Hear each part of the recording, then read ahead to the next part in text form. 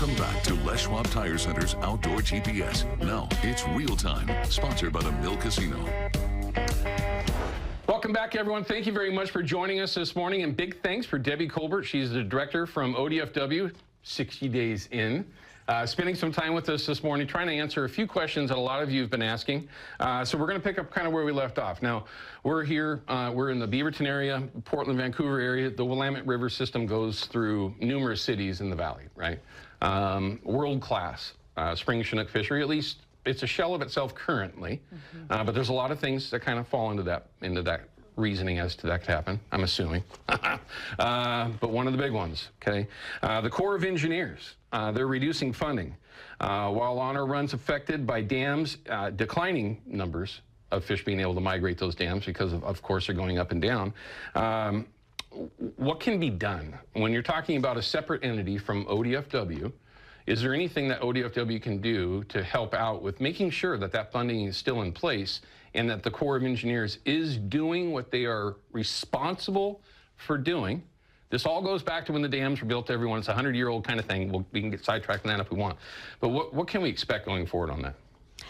Well, I'll tell you, this is something that I'm pretty worried about as a director, because from our perspective, the federal government has a mitigation obligation for those dams, for the lost habitat, and that translates into hatchery production and replacing that lost opportunity. And you know, what we're hearing from the Corps is continued signaling to reduce budgets for those hatchery programs. And in fact, you know, this year alone, we're looking at pretty significant reductions in trout production, Chinook, steelhead. I mean, all of some of our best opportunities that will probably see a reduction in that, and it all comes back to funding, and it's all the Corps' budget. As a state, I think we got to keep kind of pushing on the you know, grounds that this is mitigation. This is what we agreed to as a state with the federal government. I do think that we have to work together to support the budget for the Corps.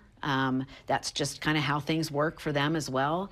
And I will tell you that our congressional delegation on this particular issue, our congressional delegation, they're great. They are really ringing the bell on the need to ensure sufficient budget for the Corps for these hatchery programs. We have partners like NSIA that have just been rock stars in terms of bringing attention to Washington, D.C., to the delegation, to the Corps, to just really keep the heat on. And so I think that's what we do. We can't blink. We've got to keep pushing on this front.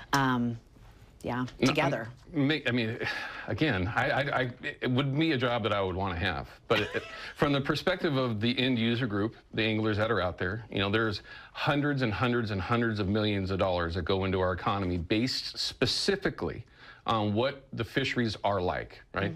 There's no question of that. It's been proven for many, many years. It borderlines with the bee. And as a matter of fact, it does, but we're going to keep it light.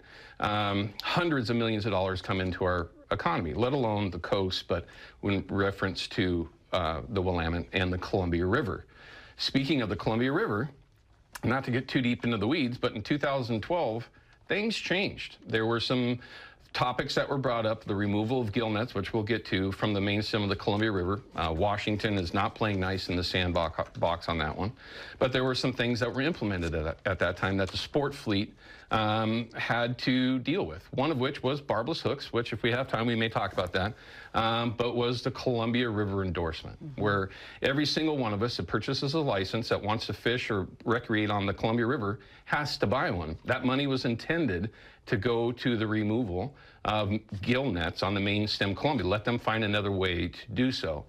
Well, that's never come to pass. There's millions and millions and millions of dollars that are out there that we've put into the system. How long are we going to expect to have to pay for a Columbia River endorsement that, you know, in the end, as again, the end user group, we were lied to flat out what this was going to be used for? Where's that money now and how can we use it going forward? And are we going to be expected to pay that in the future?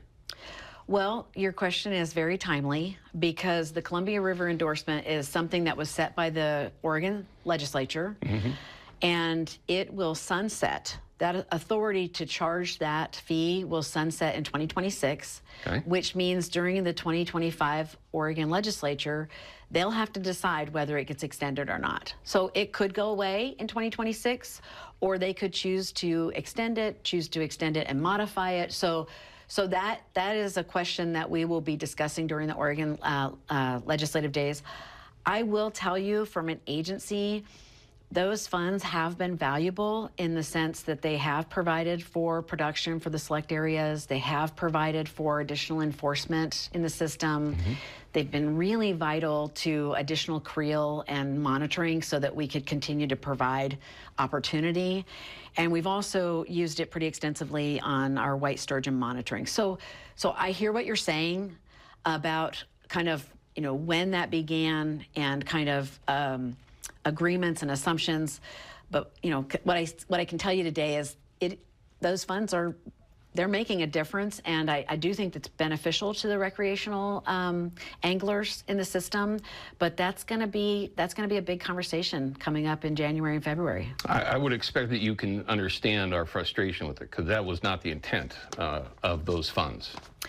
And there are folks to talk about Columbia River reform that are much more knowledgeable than I am, know the history, but there is a lot of history there. You mentioned in 2012, the reform that kicked off. Then our commission went into this 4 or 5 year period where they tested some of the assumptions around the reform, the alternative gear stuff, the production in the select areas. They revisited in 2017, and where they landed in 2017 really is how we manage today. And that does provide for some amount of main stem gillnet in, zones 4 and 5. Correct. So that's where we are today based on the 2017 commission action in terms of the reforms. Well, again, the end user group, we would like to get what we were told was going to happen, which is the removal of gillnets from the main stem Columbia below Bonneville Dam, excluding, of course, the safe zones, which are where they're intended to be, not on the main stem. A lot of this does come down to, it's not Oregon, and I'm not going to speak for you. I'm not going to speak for ODFW. The reason why those nets were on here just a handful of weeks ago had nothing to do with ODFW. Let's just keep it straight. That was north of us. If I could just mention Please. that simultaneously with all this conversation about the endorsement, the Oregon legislature also just stood up a work group that is going to look in Oregon at a possible buyback system, voluntary buyback. So we've got that work group that was just established by the legislature. We're kicking it off here in the next month, and we'll be providing a report of recommendations from the group about what a possible buyback program might look like on the Oregon side. Difficult. I mean, just so difficult. Bill Monroe Jr. said it best. It's one of the most difficult things, and I would never want to be the one that had to make those decisions. There's no question. It's just simple as that. And there's a lot of outside sources that are going on. It's not just ODFW. You got feds that are climbing down your back. You got other user groups that are climbing down your back. You've got what I like to call my own personal opinion, not necessarily that of KPTV or KPDX, idiot user groups out there that won't stop suing you, for crying out loud, to eliminate our opportunities and to eliminate our hatcheries. It's not an easy job. All right, let's cut to a break. When we come back, I want to continue to ask questions of Debbie Colbert. She is the director of ODFW. We got a few more. I might even have one from myself in there. Also, several questions from a lot of you on our Facebook page. So again, thank you for that. So pay attention. We're going to have more questions for Debbie when we come back from this break. Outdoor GPS is brought to you by Chevy Silverado and the impressive new Turbo Max engine. Flex your muscle with the strongest, most advanced Silverado ever. Official truck of Outdoor GPS.